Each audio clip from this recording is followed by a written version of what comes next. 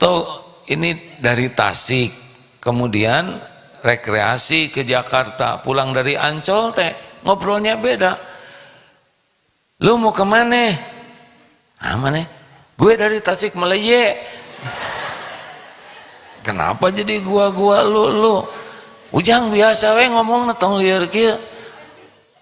Mami, mami, emak. Kadang-kadang ya, kadang-kadang kita suka menggaya-gaya, enggak usah. Jangan ingin kelihatan intelek sehingga orang menganggap kita orang berpendidikan tinggi, enggak perlu. Bicara mah yang penting bisa dipahami. Tidak ada yang lebih pahit dari berharapnya hati kepada Allah. Allahumma ftah lana hikmataka ya Allah.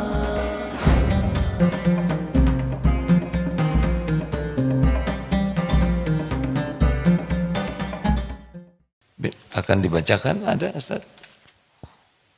Ya. Ya, surat An-Nisa ayat 9. Ya, betul. A'udzu billahi minasy syaithanir rajim.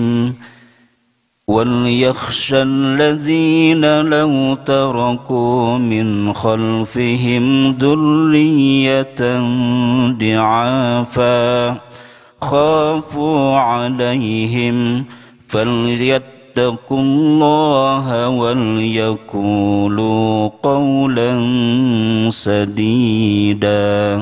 Dan hendaklah takut kepada Allah orang-orang yang seandainya meninggalkan di belakang mereka anak-anak yang lemah, yang mereka khawatir terhadap kesejahteraan mereka. Oleh sebab itu hendaklah mereka bertakwa kepada Allah dan hendaklah mereka mengucapkan qaulan sadida, perkataan yang benar. Nah, jadi bicara ke anak-anak harus benar, tidak boleh pakai bohong.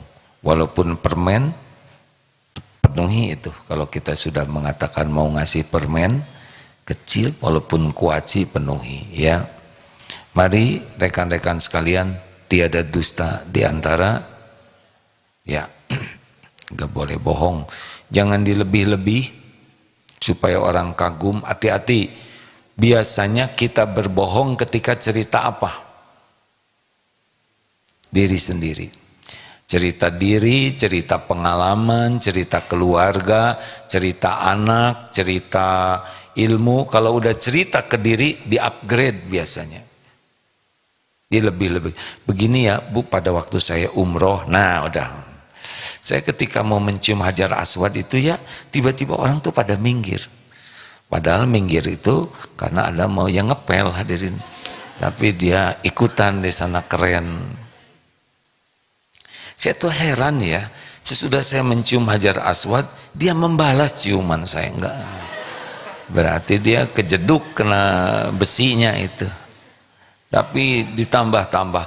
Aduh, alhamdulillah ya pada waktu anak saya ngapalin Quran. Nah, anak saya ngapalin Quran. Udah mulai itu. Itu saya nggak nyangka, hanya 2 tahun lebih, padahal 3 tahun ya. Tapi kurangin setahun supaya kelihatan pintar. Dan dia itu sehari itu bisa 2 lembar loh. Nah, padahal selembar. Di upgrade itu. Tambah-tambah terus. Ibu, bagaimana caranya supaya anak hafal Quran? Ya saya biasa meniup aja. Ada pada nggak gitu-gitu amat ya. Pokoknya kalau udah cerita diri itu kecenderungannya ditambah-tambah. Dibuat supaya orang makin terpesona, semakin kagum, dan jatuhnya bohong. Jangan ditambah-tambah ya. Kalau nggak perlu mah diam aja lah, nggak harus kok setiap orang tahu bahwa anaknya hafal Quran. Kalaupun jadi ujub, mau apa cerita itu. Tidak usah segala diceritakan, kalau itu bisa membuat kotor hati diri kita. 2. Yang kedua adalah qaulan baligha. Artinya kata balik itu tepat, lugas, fasih, jelas maknanya. Nah, sederhananya begini ya. Kalau kita qaulan baligha itu adalah kata-kata yang ngepas itu. Misalkan begini, kita bicara dengan TK. Nah, kita ukur bagaimana kemampuan anak-anak TK memahami. Kemudian kita berbicara dengan sesuatu yang lebih pas dengan cara mereka berpikir. Nah, seperti itulah ya. Jadi qaulan baligha itu adalah sesuai dengan kadar orang yang diajak bicara. Misal ya, maaf. Dulu pernah ada takdir KKN dari kota ke desa. Nah, ada seseorang, ya semoga Allah menyayangi beliau ini, ketika bicara di desa kelihatan para yang mendengarnya tuh ngantuk, nggak semangat karena bahasanya ketinggian. Di dalam struktur era modern ya, globalisasi, terjadi sebuah ilustrasi keadaan yang konvergensi antara waduh lieur ya. Mungkin kata yang di desa teh ya mah jiga munding hadirin. Kita tidak perlu kelihatan intelek, yang penting perkataan kita benar, jelas, dipahami. Tidak perlu ladies and gentlemen, begini, you bagaimana Bu? Ayu tukang jajamu misal. Kenapa kita harus mengatakan sesuatu yang sebetulnya tidak diperlukan? Sedangkan ya lapar. Yuk mau ke pasar atau nggak usah yuan begitu kalau tidak diperlukan, ya kan? Kecuali kalau mungkin di luar negeri bisa dipahami. Hari kita membiasa aja ya. Tidak salah ya, ini tidak salah mengatakan ana, antum, ini tidak salah. Tetapi kadang-kadang tidak tepat dengan siapa kita bicara. Kalau di pesantren, ana mau ke masjid sekarang, antum mau ikut, itu dipahami. Tetapi kalau kita bicara dengan sembarang orang, ana ke pasar ya, kamu teh yang benar namanya siapa? Asep atau ana? Kemari Asep, ayana ana. Nah, ini kan tidak dipahami hadirin. Ini sederhananya begitu ya. Astagfirullahaladzim.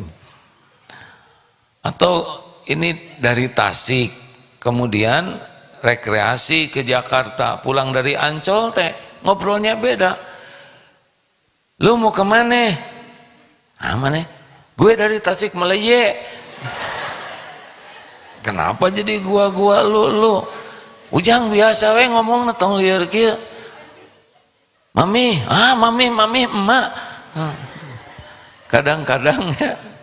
Kadang-kadang kita suka menggaya-gaya, enggak usah. Jangan ingin kelihatan intelek sehingga orang menganggap kita orang berpendidikan tinggi, enggak perlu. Bicara mah yang penting bisa dipahami. Jelas, ringkas, sesuai dengan kemampuan memahami. Ini maaf ya, ini tanpa bermaksud merendahkan. Cerita, ada seseorang yang mengajak dari desa untuk bantu-bantu di rumahnya. Bi, esian ya bak ya, kosong. Nah ini tidak jelas.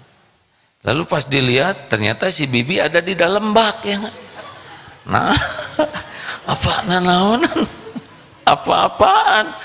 Sahur ibu kan piarang di usian. Maksudnya isi itu pakai air. Tapi karena kurang bisa dipahami, bibi sederhana memahaminya. Ini usian bak naik masuk ke dalam bak, diam di dalam bak. Ini memang terlalu dramatis kisah ini ya. Tetapi kita harus belajar memahami. Bukan berarti bibi itu daya tangkapnya rendah, tidak ya. Tetapi tiap orang itu punya kemampuan masing-masing dalam memahami. Jelas hadirin sekalian? Juga kita tidak terlalu rumit kepada anak-anak yang baru belajar. Misalkan kita di dalam kitab hadis Bukhari ya, anak-anakku sekalian, Allahu Akbar, itu wah itu anak liar. Aduh pusing begini. Walaupun benar yang dikatakannya, tapi tidak cocok dengan daya nalar kemampuan anak-anak itu memahami. Dengan anak kecil, tang teng tak teng tang, Allah, Allah. Bayi ngerti. Coba dengan program masa keemasan, tang teng tak teng, Allah. Nah, itu tidak qaulan baligh. Mengertikah hadirin sekalian? Ngobrol dengan SD, SMP, SMA dengan usia yang sama, itu ada ukurannya masing-masing, ya. Mengapa orang bisa bicaranya dipahami? Karena tidak ada kepentingan acting, ya. Tidak ada kepentingan ingin dikagumi, diakui sebagai orang yang berilmu tinggi, orang modern. Nah, kadang-kadang ada orang yang bicara tuh ingin diakui dirinya sebagai intelektual. Maaf, ini ada kisah. Ini saya nggak cerita nama, ya. Pernah datang dulu, ya biasa ngobrol. Apa kabar? Oh baik, gimana deh? Oh saya senang loh, ceritanya enak. Suatu saat datang lagi ke sini. Nah, ya sesudah sekian tahun. Assalamualaikum A. Oh, waalaikumsalam warahmatullahi wabarakatuh. Apa kabar A? Baik. Ya, bisa kita ngobrol A? Oh. Bisa tuh, ayo.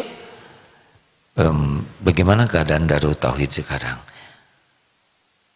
Ini teh kenapa jadi begini? Rupanya beliau sudah jadi anggota dewan. Jadi mungkin biasa ngobrol dengan resmi gitu ya. Tapi suatu saat 5 tahun sesudah itu ke sini normal lagi. Tahu kenapa? Nggak kepilih hadirin.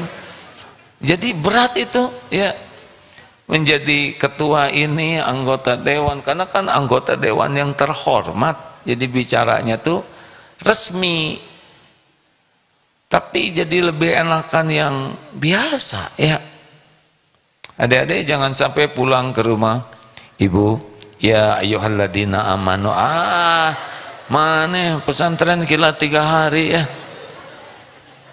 Bukan tidak boleh menyebut dalil, tapi ukur semuanya ya. Jelas hadirin sekalian? Coba Ibrahim ayat 4, punten Ustaz. Oh, ada yang mau menyampaikan sesuatu Ustaz? Silakan Ustaz, punten. Ada 2 hadis.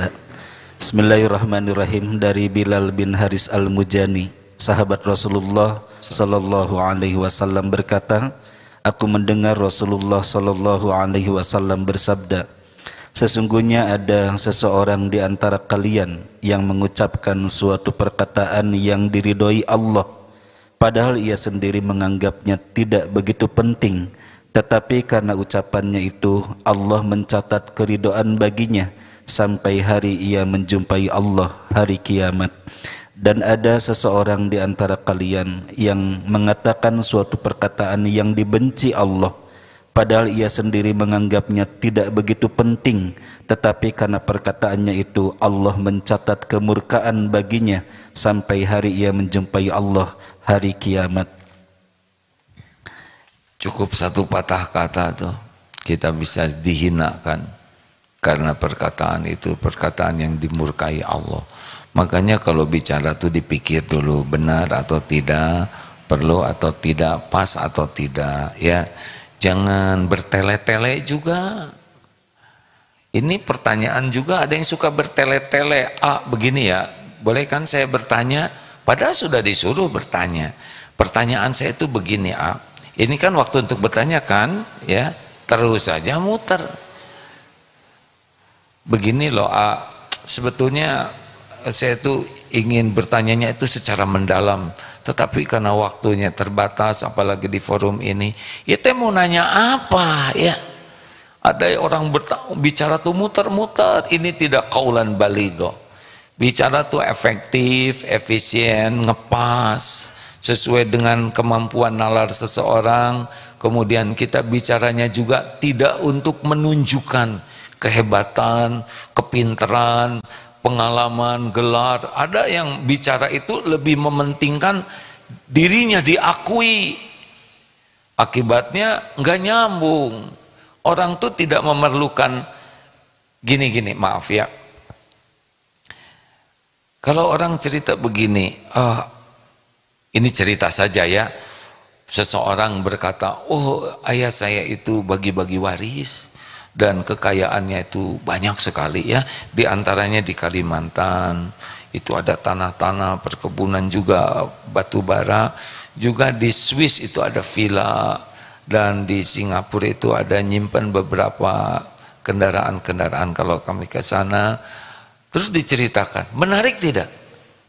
Enggak, orang itu tidak tertarik.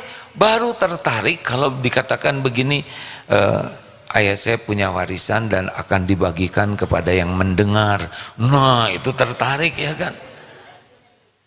Benar? Jadi kalau kita cerita segala macam tentang diri yang tidak diperlukan orang, orang tuh nggak tertarik. Orang tuh tertarik tuh kepada sesuatu yang manfaat bagi dirinya.